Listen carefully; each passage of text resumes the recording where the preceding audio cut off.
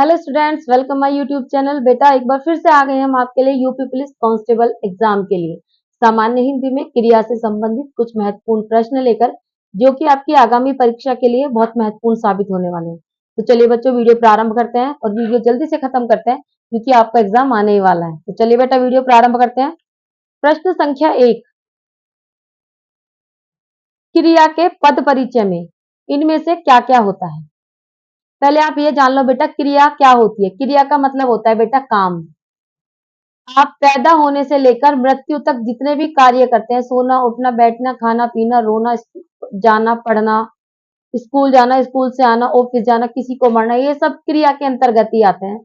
लेकिन कर्म के आधार पर क्रिया दो प्रकार की होती है। एक होती है सकर्मक क्रिया और दूसरी होती है बेटा अकर्मक क्रिया। कौन सी? अकर्मक क्रिया। अब देखिए, सकर्मक मतलब सकर्मक, जो कर्म के साथ हो। जिसमें कर्म के साथ हो वो सकर्मक क्रिया, और जिसमें कर्म ना हो अकर्मक क्रिया। यानी कि जिसमें क्रिया का फर्क कर्ता पर पड़ता हो वो सकर्मक क्रिया, और जिसमें क्रिया का फर्क जिसमें क्रिया का फर्क कर्म पर पड़ता हो वो सकर्मक क्रिया, और जिसमें क्रिया का फर्क सीधे सीधे कर्ता पर पड़ता हो वो अकर्मक क्रिया। जैसे मैं कहूं राम सोता है, तो सोने का फर्क सीधे सीधे किस पे पड़ रहा है? सोने का सीधा सीधा असर किस पे आ रहा है? राम पर। राम ही निश्चेत पड़ा है, वो केवल सांसें ले रहा है, हिल डुल नहीं रहा है, बिस्तर पर एक एक सामान पड़ा है या करवट लेके पड़ा है।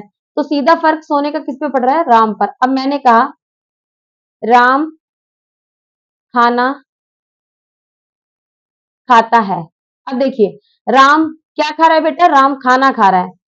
अब खाना खत्म भी हो रहा है, ये प्लेट में खाना है, ये चपाती, ये सब्जी, ये दूध, ये खीर। अब राम ने ये खा लिया और ये खत्म हो गया। यानी कि फर्क किस पे पड़ा? पहले राम के खाने पर पड़ा, खाने पर फर्क पड़ा, उसके बाद वो राम के पेट में गया, उसके बाद राम पर फर्क पड़ा। तो पहले क्रिया का असर किस पे हुआ? पहले क्रिया का असर कर्म पे हुआ। और जब क्रिया का असर कर्म पे हो तो वो कौन सी क्रिया होती है? सकर्मक, यानी कि कर्म के साथ। और जहां क्रिया का सीधा असर कर्ता पर पड़े, ठीक है, वो कौन सी होती है? अकर्मक, यानी कि जिसमें कर्म ना हो। मतलब अभाव, कर्महीन जो क्रिया होती है उसे अकर्मक क्रिया कहते हैं।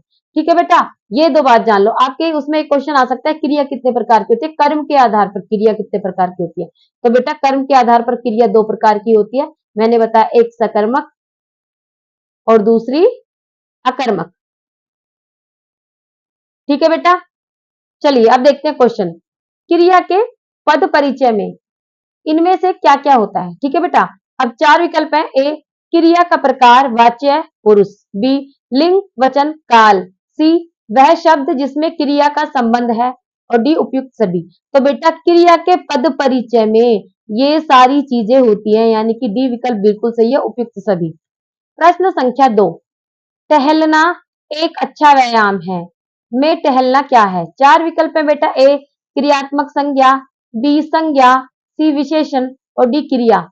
तो बेटा ये क्या है? टहलना जब क्रियाकर्ता के स्थान पे आए तो वो संज्ञा संज्ञा का रूप ले लेती है, तो ये क्या होगी? क्रियात्मक संज्ञा। ए विकल्प बिल्कुल सही है। प्रश्न संख्या 3, मुख्य क्रिया के अर्थ को स्पष्ट करने वाली क्रिया को क्या कहते हैं? चार विकल्प है बेटा। ए नाम बोधक क्रिया, बी प्रेरणार्थक क्रिया, सी नाम धातु क्रिया, और डी सहायक क्रिया। तो बेटा मुख्य क्रिया के अर्थ को स्पष्ट करने वाली क्रिया को हम क्या कहते हैं? सहायक क्रिया।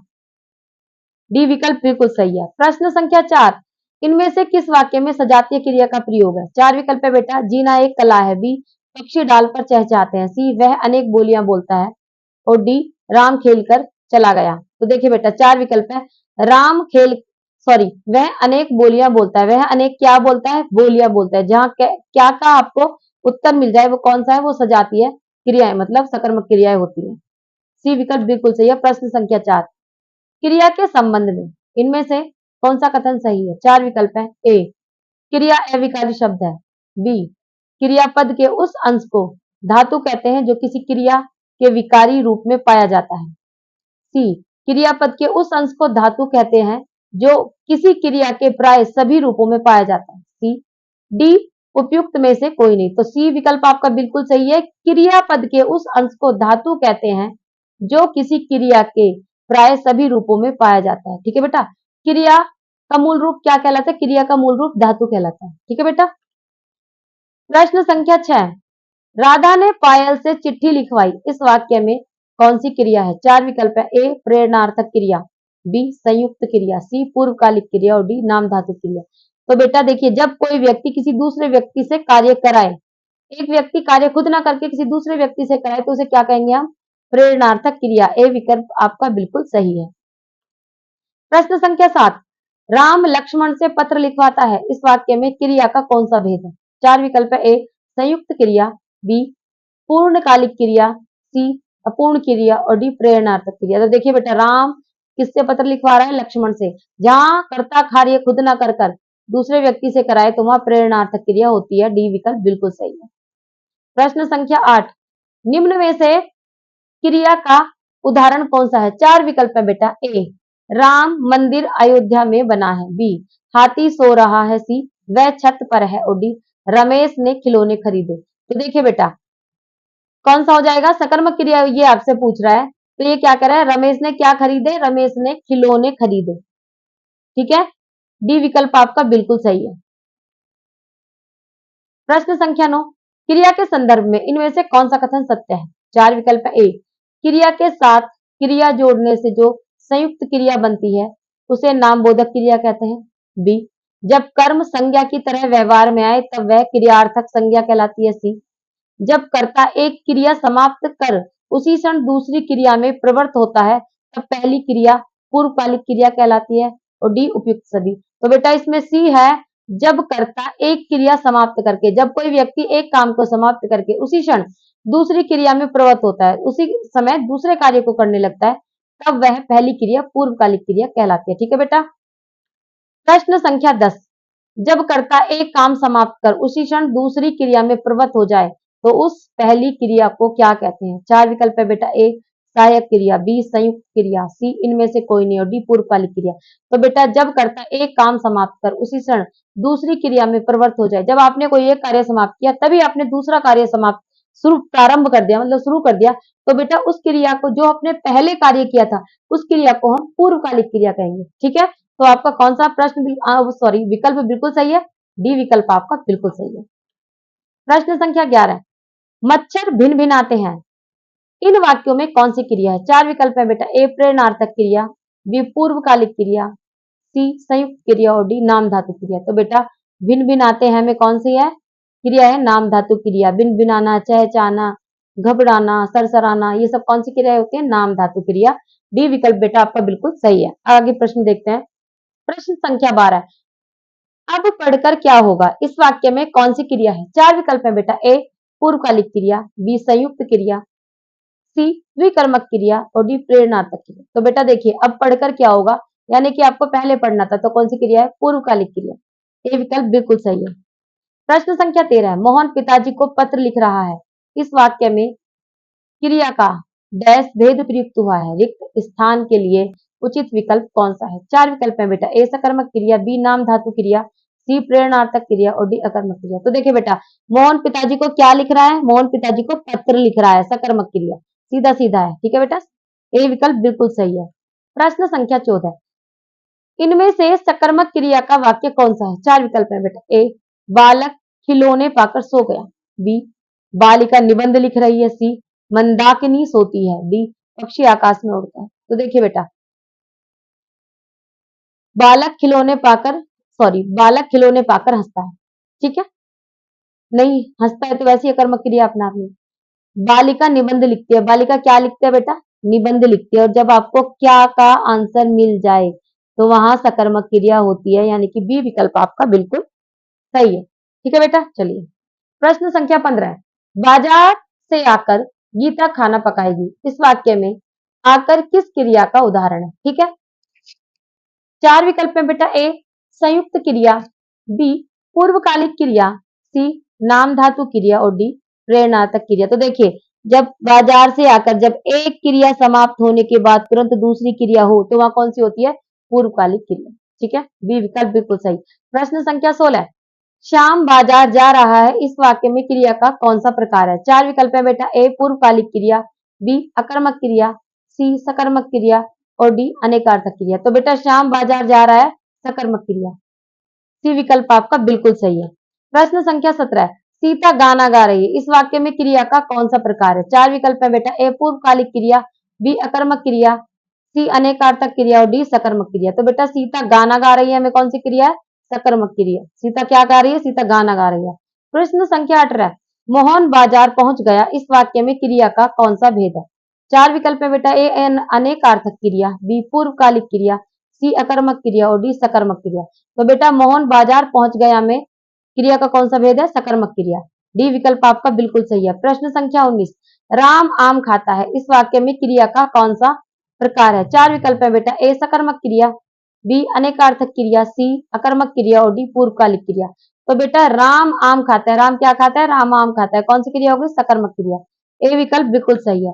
प्रश्न संख्या 20, जिस क्रिया का फल कर्ता पर न पड़कर कर्म पर पड़े उसे कौन सी क्रिया कहते हैं? चार विकल्प है बेटा। ए सकर्मक क्रिया, बी अकर्मक क्रिया, सी पूर्वकालिक क्रिया और डी प्रेरणार्थक क्रिया। तो बेटा जिस क्रिया का फल कर्ता पर न पड़कर सीधा किस पे पड़े? सीधा कर्म पर पड़े, तो कौन सी क्रिया होती है? वो सकर्मक क्रिया, यानी कि कर्म के साथ वाली क्रिया।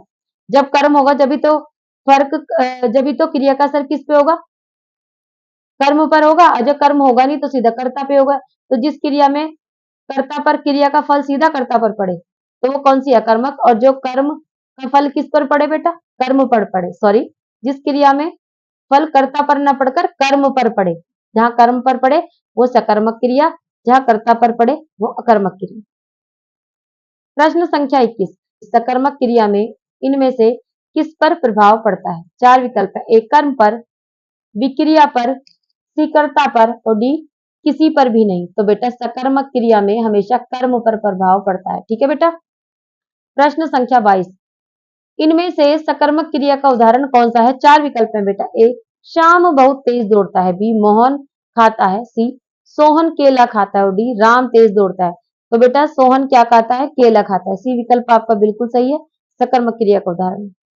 प्रश्न संख्या 23, राम श्याम की किताब पढ़ता है, इस वाक्य में क्रिया का कौन सा प्रकार है? चार विकल्प है। ए अकर्मक, बी अनेकार्थक, सी पूर्वकालिक और डी सकर्मक।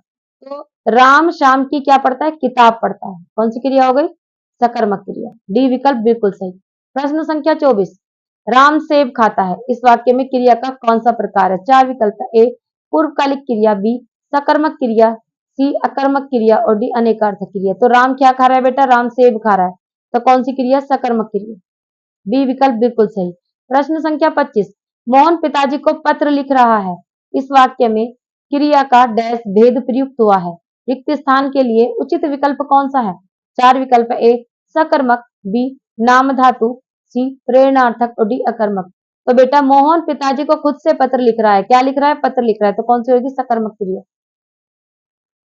प्रश्न संख्या 26, इनमें से कौन सा वाक्य अकर्मक क्रिया का उदाहरण नहीं है? चार विकल्प है। ए मोहन सोता है, बी राम खेलता है, सी राम क्रिकेट खेलता है और डी सीता गाती है। तो ये कह रहा है कौन सा उदाहरण अकर्मक क्रिया का नहीं है? तो राम क्रिकेट खेलता है, क्योंकि राम क्या खेलता है? क्रिकेट खेलता है, ये सकर्मक क्रिया का उदाहरण है बेटा, बाकी सब अकर्मक क्रिया के उदाहरण है। आपको ये सीता गाती है, सीता क्या गाती है? गाने का सीधा फर्क सीता पे, गाने का सीधा फर्क जो गीत का जो फल पड़ रहा है किस पे पड़ रहा है? सीता पे पड़ रहा है। अगर होता सीता गाना गाती है तो ये सकर्मक होती है, लेकिन सीता गाती है, यह अकर्मक क्रिया है। प्रश्न संख्या 27, इनमें से किस वाक्य में अकर्मक क्रिया है? चार विकल्प में बेटा।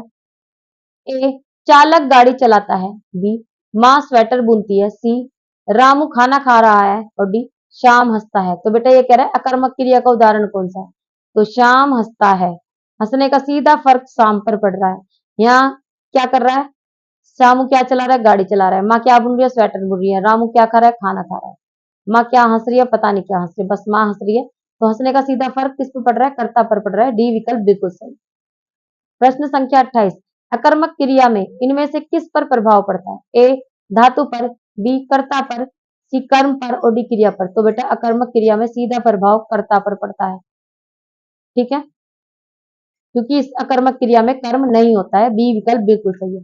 प्रश्न संख्या 29, सीता सोई है इस वाक्य में क्रिया का कौन सा प्रकार है? चार विकल्प है, ए पूर्वकालिक क्रिया, बी अकर्मक क्रिया, सी अनेकार्थक क्रिया और डी सकर्मक क्रिया। तो बेटा सीता सोई है, सीता क्या सोई है पता नहीं, तो कौन सा हो गया बेटा ये अकर्मक क्रिया, बी विकल्प बिल्कुल सही है।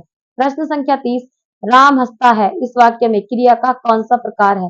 चार विकल्प है, ए सकर्मक क्रिया, बी पूर्वकालिक क्रिया, सी अकर्मक क्रिया और डी अनेकार्थक क्रिया। तो बेटा राम हंसता है में कौन सी क्रिया है? अकर्मक क्रिया, क्योंकि हंसने का सीधा फर्क किस पे पड़ रहा है? हंसने का सीधा फर्क राम पर पड़ रहा है, और हंसना अपने आप में बेटा कैसी क्रिया है? अकर्मक क्रिया। ठीक है बेटा, इस तरह से हमने आपको पूरे 30 प्रश्न करा दिए हैं क्रिया से संबंधित। हम आशा करते हैं इसमें से ही आपको अपने एग्जाम हॉल में जाके प्रश्न पत्र में क्वेश्चन देखने को मिल जाएगा।